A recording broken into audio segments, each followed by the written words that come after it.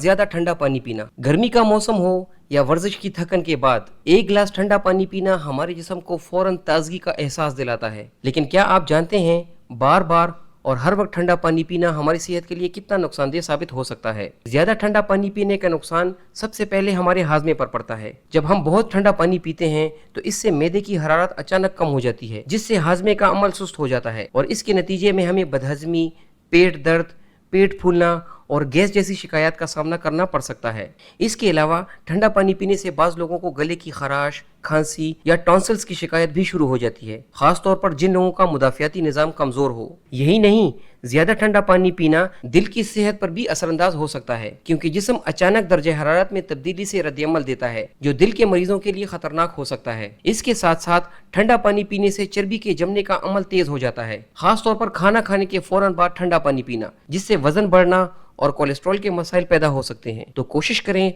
हमेशा नॉर्मल पानी यानी रूम टेम्परेचर वाला पानी इस्तेमाल करें और ठंडे पानी से परहेज करें।